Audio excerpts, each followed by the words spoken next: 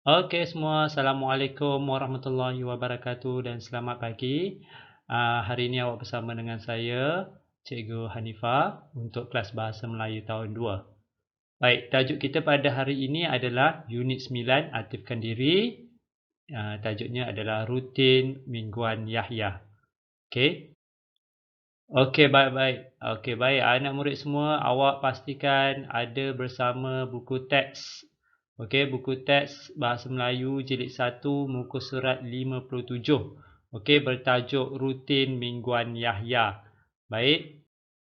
Okey, jadi objektif kita pada hari ini ialah dapat menyusun dan mencatat maklumat dengan betul berdasarkan teks.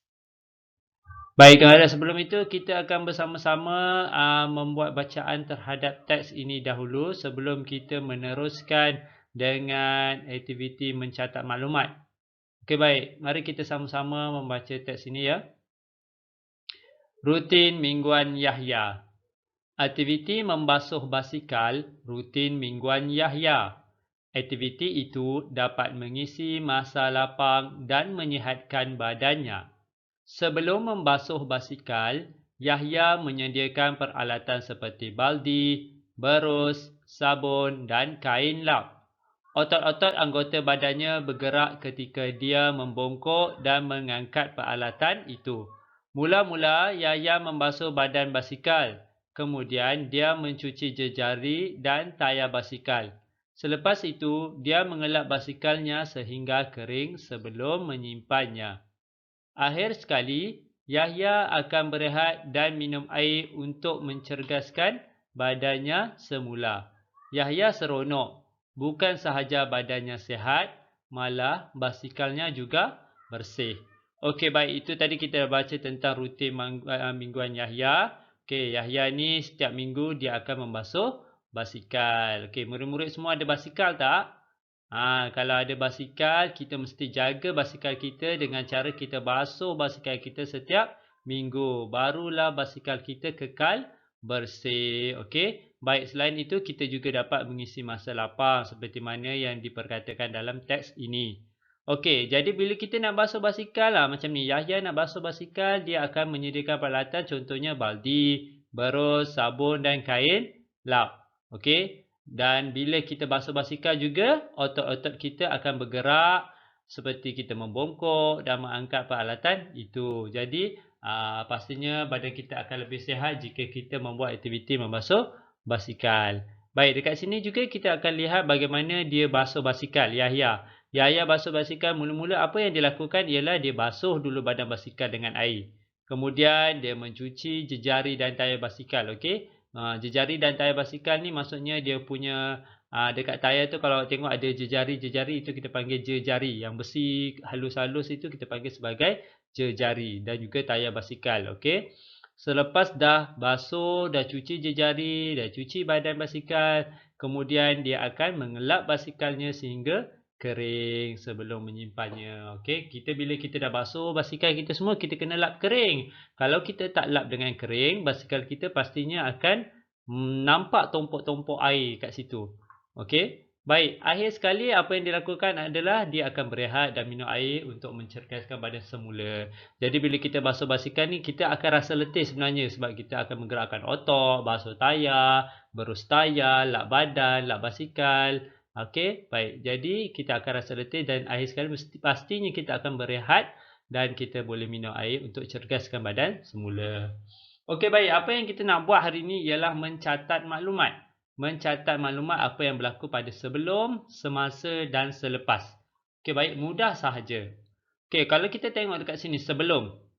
Apa yang dilakukan oleh Yahya sebelum dia membasuh basikal? Okey, dekat sini kita dah tengok dekat teks ni sebelum membasuh basikal Yahya menyediakan peralatan seperti baldi, berus, sabun dan kain lap. Jadi dekat sini apa yang dilakukan, apa yang dia tulis dekat sini adalah menyediakan peralatan. Jadi sebelum dia membasuh basikal dia akan menyediakan peralatan. Okey, baik. Kenapa dia tulis menyediakan peralatan sahaja? Kenapa tak tulis sekali dengan baldi, berus, sabun dan kain lap? Okey, baik. Bila kita katakan mencatat maklumat ni biasanya dalam bentuk yang ringkas. Okey, dalam bentuk yang ringkas. Jadi, apa yang kita sebagai isi utama sahaja yang kita akan tulis dekat sini, iaitu menyediakan peralatan. Okey, baldi, berus, sabun dan kain lap itu contoh peralatan dia. Jadi itu kita tak perlukan dekat dalam mencatat maklumat. Jadi kita perlukan menyediakan peralatan sahaja. Okey, baik. Semasa membasuh basikal pula, apa yang dilakukan oleh Yahya? Okey, kita tengok dekat sini. Yahya membasuh badan basikal. Mula-mula Yahya membasuh badan basikal. Okey, kat sini dia tulis membasuh badan basikal. Kemudian dia mencuci jejari dan tayar basikal. Baik, dia tulis dekat sini mencuci jejari dan tayar basikal. Baik, apa lagi satu maklumat bagi semasa membasuh basikal?